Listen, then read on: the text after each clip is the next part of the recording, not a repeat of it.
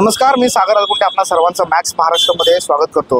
Pune hit and run प्रकरणानंतर देशभरामध्ये विविध ठिकाणी होणाऱ्या अपघातांना घेऊन मोठी चर्चा जी आहे ती देशभरामध्ये पाहायला मिळते। मात्र ही चर्चा सुरू झाली ती पुण्याच्या कल्याणी नगर परिसरामध्ये एका बिल्डरच्या अल्पवयीन मुलाने आपल्या भरधाव गाडीनं 2 तरुणांचा जीव घेतला आणि त्याच्यानंतर पुणे जे आहे गेल्या काही दिवसांपासून या सगळ्या हिट अँड रन प्रकरणामध्ये चर्चेचा विषय बनलेला आहे। मात्र या पुण्यामध्ये वारंवार जे आहे अपघात होत राहतात आणि या अपघातांच्या विषयी काम करणारे हेल्प रायडर जे आहेत ते आता आपल्या सोबत आहेत। गेले अनेक वर्ष आपण हेल्प रायडर म्हणून पुण्यामध्ये काम करत आहात। पुण्यामध्ये अपघातांची संख्या ही प्रामुख्याने जी आहे ती जास्त पाहायला मिळते। याची मागची कारणं काय आहेत आणि एकंदरीत हे अपघात होत असताना या सगळ्या भूमिकेमध्ये तुमची काय भूमिका असते? बघा, एकंदर पुण्यामध्ये जे अपघात होतात तुम्ही बघताल ते साधारणतः 18 ते 24 वयोगटातल्या व्यक्ती मुलांकडून होतात किंवा ज्यांनी कोणी मद्यपान केले, दारू केले, नशा केली अशा लोकांकडून हे अपघात होतात।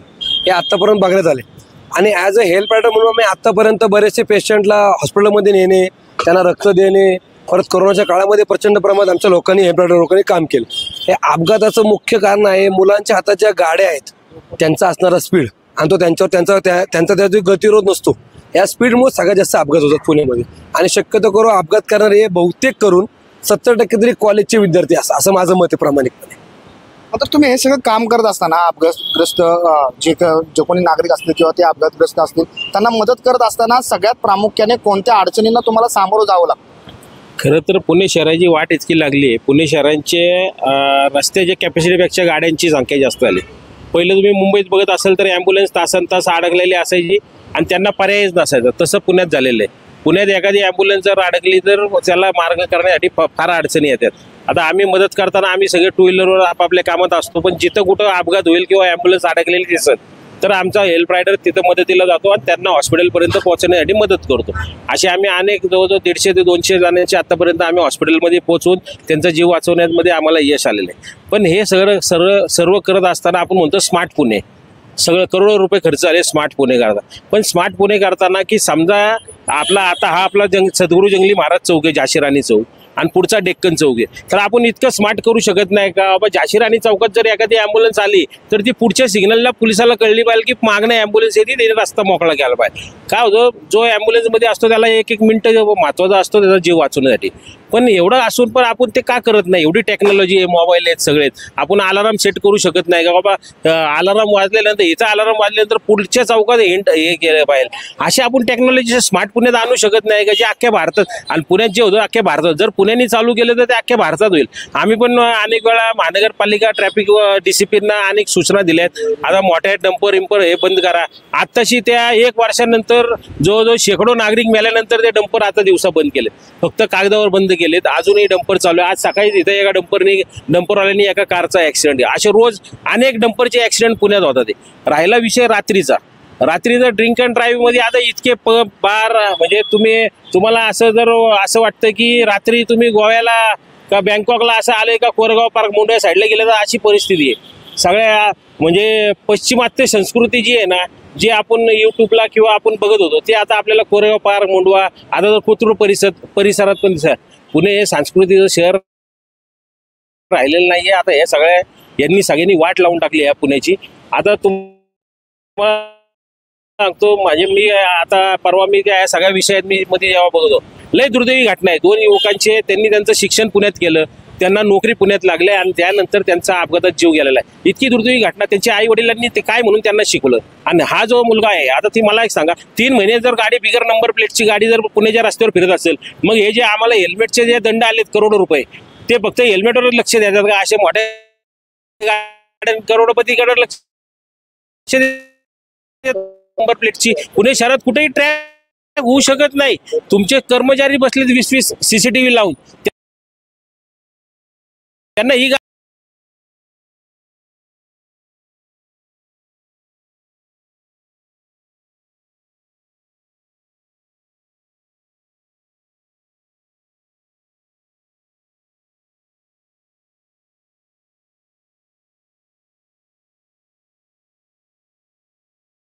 दिसत नाही का? खरं तर काय होतं, पोलिस पण असे मोठ्या इम्पोर्टेड गाड्या बघितल्या ना पोलिस अडवत नाही। मग तो 16 वर्षाचा चालवतोय, 14 वर्षाचा चालवतो, का तो दारू पिऊन चालवतोय का तो ड्रग्ज घेऊन चालवतो, हे कोणच बघत नाही. गरीब आपला बिचारा बिगर हेल्मेटचा थांबला की त्याला आहे दंड. आता आपण इथं जर बघितलं पुणेकरांना, तुम्ही जर बघितलं प्रत्येकाच्या नावावरती 8-8, 10-10 रुपये दंड आहे हेल्मेट नाही घातली म्हणून. अरे हेल्मेट आम्ही घालू, पण हेल्मेट घाले रस्ते तर पाहिजे ना. आमची 20च्या पुढे गाडीच जात नाही, 20च्या पुढे गाडी चालवता येत नाही या पुणे शहरात. हेल्मेटचा हा विषय वेगळा आहे, पण पुणे शहराची संस्कृती वाट लागली. आणि अजून एक लक्षात आलं की पुणे शहर जे विद्येचं माहेरघर आहे, ज्या विद्येच्या माहेरघरात नवले सारख्यांनी मेडिकल कॉलेज काढले, इंजिनिअरिंग कॉलेज काढले, त्यांचाच मुलगा आज पब काढतोय पुण्यात. म्हणजे भविष्यात असं होईल की तुम्ही मेडिकलला ऍडमिशन घ्या आणि पबचे पास फुकट घ्या, अशी स्कीम यांना काढावी लागेल. म्हणजे पुण्याची संस्कृती. आणि जर तुम्ही जर अजून खोलात गेला तर जेवढे हे शिक्षण सम्राट आहेत यांची मुलंच पब का काढते ते? कारण यांना काळा पैसा जिरवायचा आहे आणि त्यामुळे हे पब संस्कृती वाढत चालली. आणि तुम्ही आता काही वर्षापूर्वी पुण्यात सनबर्न म्हणून पार्टी आली. सनबर्न सारखी पार्टी जी गोव्यात 15-20 जण ड्रग्ज अतिसेवन झालेली मेले. त्यामुळे गोव्यासारख्या राज्याने, म्हणजे टुरिस्ट प्रिय राज्याने, गोव्यासारख्या राज्याने बंदी आणली आणि त्याला परवानगी कुठे दिली? पुणे शहरात. आणि माझा तर आरोप आहे की तुम्ही जर सखोल अभ्यास केला, या सनबर्न सारख्या पार्टीनंतरच पुण्याची वाट लागली. सगळे ड्रग्जवाले, गांजा, अफीम सगळे विकणारे पुण्यात आलेत. पब संस्कृती तिकडनं वाढली. कारण सनबर्न सारखी पार्टी सक्सेस झाल्यानंतर पुण्यामध्ये त्यांना दिसलं की इथं फार मास्क आहे, बाहेर राज्यातली मुलं, बाहेर देशातली मुलं इथं शिकायला येतात, ते आपले सॉफ्ट टार्गेट होऊ शकतात. त्यामुळं सनबर्न नंतरच पुणे शहराची संस्कृतीची वाट लागलेली, हा माझा आरोप आहे. आणि तुम्ही तो सखोल जर गेलात तर तुम्हाला ते कळलं. सनबर्न नंतरच पुण्याची जी वाट लागली असं त्यांचं म्हणणं आहे. एकंदरीत हेल्प रायडर म्हणून काम करत असताना आज पुण्याची जी संस्कृती आहे ती कुठेतरी बदलते आणि पब संस्कृती पुण्यामध्ये येऊ लागलेली आहे, रुजू लागलेली आहे. हे सगळं काम करत असताना ह्या संस्कृतीचा किती मोठा परिणाम हा तुमच्या सगळ्या 100% संस्कृती बदलते. आपण म्हणतो स्मार्ट पुण्यामध्ये तुम्ही रस्त्याची कामं काढता 10 वेळा, टेंडर काढता ज्यावरती टक्केवारी खाता, ती कामं तुमची सारखी निघतात. पण आज ह्याच चौकातला झाशीच्या राणी चौकातला CCTV कॅमेरा तो बंद आहे, पुढच्या चौकातला कॅमेरा बंद, ह्याच्यावरती कुणीच काम करत नाही.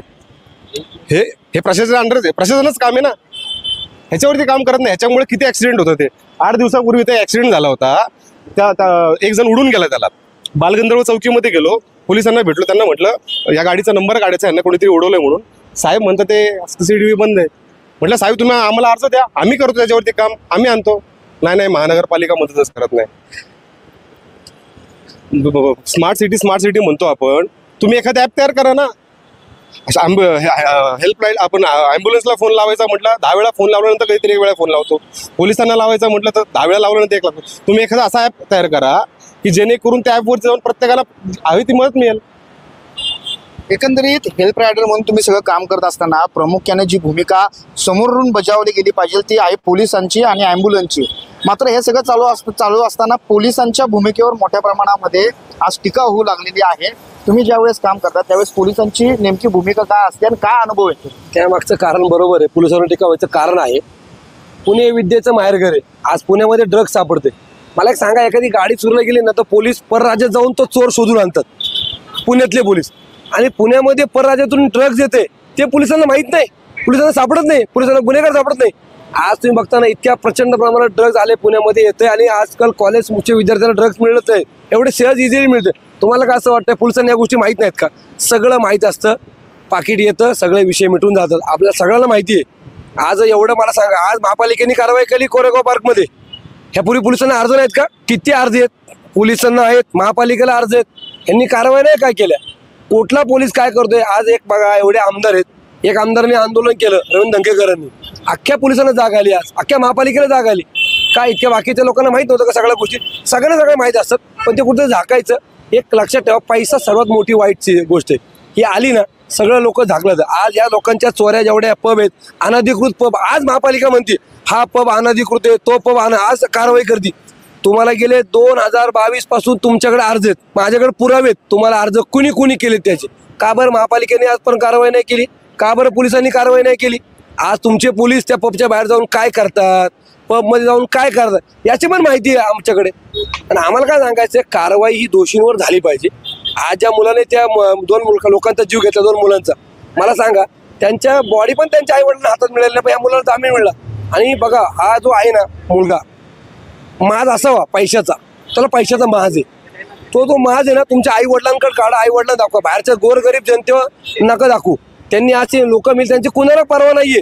आज त्या बिल्डरसाठी इतकी लोक सरसावली, इतकी लोक धावलीत, पोलिसांपासून आमदारांपर्यंत, राजकारणापासून सगळ्यांपर्यंत. पण त्या जे दोन मुलं मिळत त्यांच्याकडे कोण धावले हो? कोणीच नाही. त्यांच्या आई वडिलांना तिकडनं इकडे यावं लागलं, त्यांच्या बॉड्या घेऊन जाव्या लागल्या आणि वरती पोलिसांनी त्यांच्याबद्दल जे काय वाईट वक्तव्य केलं त्याचा त्याच्या आई वडिलांना निषेध करावं लागलं. ही एकदम दुर्दैव आहे पोलिसांबाबतीत माझं म्हणणं. हेल्प रायडर म्हणून ज्यावेळेस तुम्ही काम करता, एखादं ॲक्सिडेंट रोडवर होतो, तुम्ही त्या संबंधित दुर्घटनेमध्ये संबंधिताची तुम्ही मदत करता, यावेळेस हॉस्पिटलमध्ये आणि पोलिसांच्या भूमिकेमध्ये काय तुम्हाला बदल होणं गरजेचं आहे असं वाटतं? सर्वप्रथम ॲक्सिडेंट झाल्यावर आम्ही तर त्या एरियामधला असलेला प्रतिनिधी त्यांना हॉस्पिटलमध्ये नेण्यासाठी मदत नक्कीच करतो. परंतु काही त्रुटी सापडतात की त्या पेशंटला काही मदतीच्या काही त्रुटी सापडतात. आणि परंतु ह्या विषयावर मला हे सांगायचं होतं की हा जो आत्ता लेटेस्ट जो ॲक्सिडेंट झाला आहे ह्याच्यामध्ये संपूर्ण यंत्रणा ह्या ॲक्सिडेंटच्या कामाला लागली आहे. आणि हे ज्या पद्धतीनं सगळी यंत्रणा भ्रष्ट आहे आणि ज्या पद्धतीनं महसूल असेल, पोलीस प्रशासन असेल, कॉर्पोरेशन असेल, हे सर्व लोकांनी ज्या पद्धतीनं त्यांना मदत केली आहे तर त्या मदतीवरूनच ते आपल्याला लक्षात येते की यंत्रणा आपली किती आहे. आणि नंतर त्याला आपण शिक्षा म्हणून काय तर निबंध लिहायला सांगतो. तर ही लाजिरवाणी गोष्ट आहे. आणि ज्यांचा घरात मृत्यू झाला आहे त्यांच्यासाठी अतिशय दुर्दैव आहे. त्यांच्याकडे लक्ष द्यायला कुणी नाही. तर त्यांच्यासाठी मदत आपल्या महाराष्ट्र गव्हर्नमेंट किंवा पुणे सिटीकडून काहीतरी त्यांच्यासाठी पण मदत झाली पाहिजे, कारण ते पण इकडे शिक्षणासाठी आले होते. तर माझं वैयक्तिक मत आहे की त्यांना मदत झाली पाहिजे. खरं तर हेल्प रायडर म्हणून तुम्ही काम करत असताना पुण्याच्या विविध भागांमध्ये तुम्ही काम करता, तिथं दुर्घटना झाली, एखादा अपघात झाला तर तुम्ही तिथं लगेच पोहोचलेला असतात किंवा तुमची तेवढी मोठी यंत्रणा आहे. जशी पोलिसांची यंत्रणा आहे तशी तुमची देखील यंत्रणा आहे. डॉक्टर्स आहेत, वेगवेगळ्या ठिकाणी हॉस्पिटल्स आहेत. मात्र दुर्घटना झाल्यानंतर त्या संबंधित अपघातग्रस्त व्यक्तीला तुम्ही घेऊन गेल्यानंतर काय अडचणींना सामोरं जावं लागतं हा मुख्य प्रश्न आहे. काही वेळाला बऱ्याच वेळा अडचण येते की समजा आपण हॉस्पिटलमध्ये घेऊन गेलो. आता मागच काही दिवसापूर्वी हार्डिगर हॉस्पिटलला आमचा एक राहुल वाघले म्हणून हेल्प रायडर एक पेशंट घेऊन गेला होता. पेशंट घेऊन गेल्यानंतर त्याला ॲडमिट केल्यानंतर त्याची काही चेन पडली होती. तर आम्ही हॉस्पिटलला ॲडमिट केली, त्याचे मेडिकल सगळं चालू केलं. त्यानंतर पोलिसांचा फोन आला की तुम्ही चौकशीला ह्याची चेन पडली. तर आम्ही हेल्प रायडर तेव्हा गेलो. म्हटलं जर याला चेन चोरायची असेल याने हॉस्पिटलला आणला असता का? जो माणूस आहे हॉस्पिटलला आणून तुम्हाला ॲडमिट करतो, स्वतःचा मोबाईल नंबर देतो की बाबा ह्याचा जीव वाचवा, आणि तुम्ही त्यानंतर जीव वाचल्यानंतर तुम्ही त्याच ज्यांनी पोरांनी जे घेऊन गेले त्याच्यावर आरोप करणार का? ह्याच्यामुळं काय होतं, मानसिकता आहे ना की भीती वाटते मग नागरिकांना मदत घेत.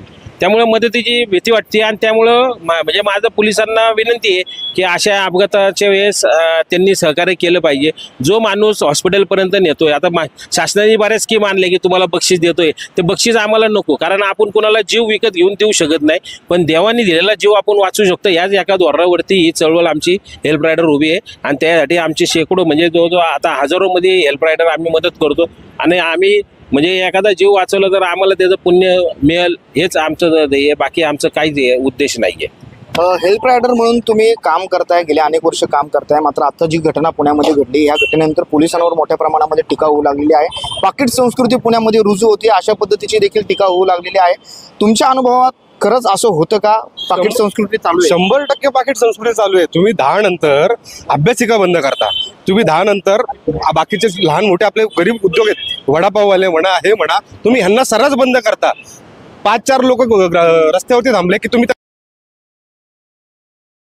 नका म्हणून, आणि पब 4-4 पाटे 5-5 वाजेपर्यंत चालू राहतं. पाकिट न आल्याशिवाय चालतं काय?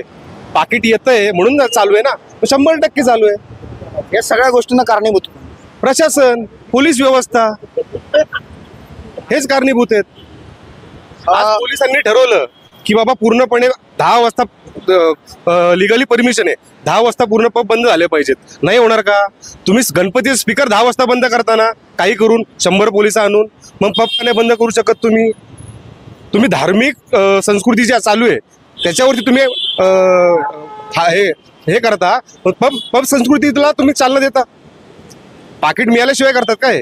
100% पाकिट मिळत आहे. अपघात स्थळावर काही वेळेस पोलीस देखील उपस्थित असतात, त्यांच्याकडून त्या अपघातग्रस्तांना मदत होते का तुम्हालाच तिथं देखील पुढाकार घ्यावा लागतो? नाही, काय होतं की 108ला फोन केल्यानंतर आम्हाला जो अनुभव आला बराच वेळा 108चा नंबर बिझी लागतो आणि 108 आलेला यूजपर्यंत बराच वेळ निघून जातो. त्यामुळं सर्वप्रथम आपण त्या म्हणजे जो रुग्ण जो अपघातग्रस्त आहे त्याला हॉस्पिटलमध्ये नेऊन मेडिकल ट्रीटमेंट देणं गरजेचं. आणि आजकाल काय झालंय, अपघातात कोणी पडले तर लोक पाणी पाजतात. खरं तर ते चुकीचं आहे. आम्हाला डॉक्टरांनी पण बऱ्याच वेळा सांगितलं, कारण तो माणूस पेशंट त्याचं ब्लड प्रेशर वाढलं असेल, पाणी पिऊन त्याला अपघात होऊ शकतो. त्यामुळे माझी पुणेकरांना विनंती, असं कुठला अपघात झाला त्या पाणी त्याच्या तोंडावर शिंपडा, पण त्याला पाणी पाजू नका. आणि त्यासाठी पोलिस पण मदत करतात. पोलिस त्यांची यंत्रणा आहे, त्यांना सगळ्या पोलिसांना पगार भेटतो, पोलिस त्यांना मदत करतात. पण काही सुधारणा झाल्या पाहिजेत. त्यासाठी आपण सगळे म्हणजे आम्ही सामाजिक संस्था पोलिसांनी हातात हात घालून काम करणं गरजेचं आहे. खरं तर पुण्यामध्ये बोला. मला पब संदर्भात हे बोलायचं होतं की पबमध्ये जो आता ड्रग्सचे अड्डे निर्माण व्हायला लागलेत.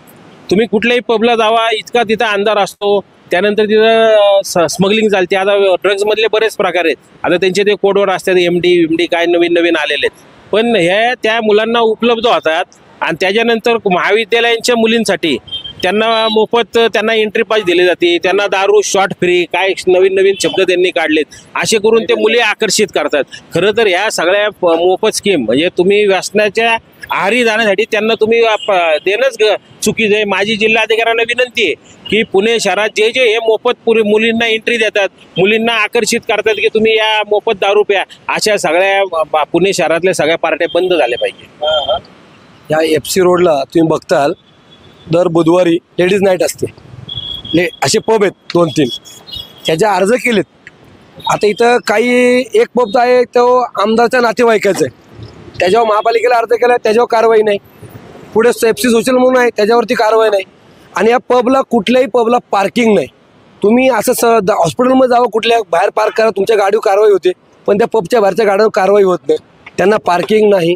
हे सगळ्यात मोठं मुद्दे. हे जे पब आहेत ना, आज तुम्ही बघताल एक वडापाववाला किंवा भुर्जीवाला संध्याकाळी 11 पर्यंत तर लगेच कारवाई होते. का तर बाबा 11 वाजले, पब संख्या 2 आणि 3 वाजेपर्यंत पब चालू असतात, त्यांच्यावर कारवाई होत नाही. आज तुम्ही चौपाटीला जेवायला जा, सारसबागेत जेवायला जा, रात्री पोलिसांची गाडी येते आणि सगळ्यांना उठवते जेवतात ताट्यावरून. पबवाल्यांना नाही तुम्ही उठवत बरं, 12 वाजून गेले का, म्हणजे ज्याला खरंच गरज आहे, भूक लागली, तो जातो एखाद्या गाडीवरती किंवा कुठं खायला, तुम्ही तिथं उठवताय आणि तुम्ही म्हणता नाईट लाईफ नाही पाहिजे. मग ही नाईट लाईफ कशी का तुम्हाला चालते? आज तुम्ही जेव्हा या पूर्ण चांदणी चौकापासून पुढे असाल किंवा या कोरेगाव पार्क असेल किंवा त्या मुंडवामध्ये कोंडव्यामध्ये असेल NIBM रोड, तुम्ही चेक करा, आधी 3-3, 4-4 वाजेपर्यंत पब नाईटला चालू असतात. ती तुम्हाला संस्कृत चालते. तुम्ही आमच्या गणपतीमध्ये आता, देवीमध्ये, नवरात्रमध्ये आता, नवरात्र म्हणजे काय असतं, 9 दिवस देवी जागते, तर काय ना काय ते कार्यक्रम घ्यायचा असतो. तुम्ही येताना आमचे कार्यक्रम मग का म्हणता न्यायालयाचा आदेश मान्य आहे, आम्हाला मान्य केला का हो? पबला न्यायालयाचा आदेश मान्य चालत नाही का? पबला न्यायालयाने सूट दिली का? हे सगळं पाकिट पद्धत बंद झाली ना, सगळं बंद होईल. मला एवढंच म्हणणं. खरं तर पुण्यामध्ये एका श्रीमंत बिल्डरच्या मुलानं, अल्पवयीन मुलानं 2 तरुणांना आपल्या भरधाव गाडीनं उडवून दिल्यानंतर, त्यांचा जीव घेतल्यानंतर या सगळ्या ज्या गोष्टी आहेत त्या समोर आल्या. मात्र पुण्यामध्ये अपघातग्रस्तांना मदत करणारे हे जे हेल्प रायडर आहेत, यांच्या निदर्शनात कोणकोणत्या गोष्टी येतात, या सगळ्यांचा खुलासा आणि त्यांचे अनुभव त्यांनी आज आपल्या मॅक्स महाराष्ट्राशी बोलताना व्यक्त केलेले आहेत. मॅक्स महाराष्ट्रासाठी मी सागर अलकुंटे, पुणे.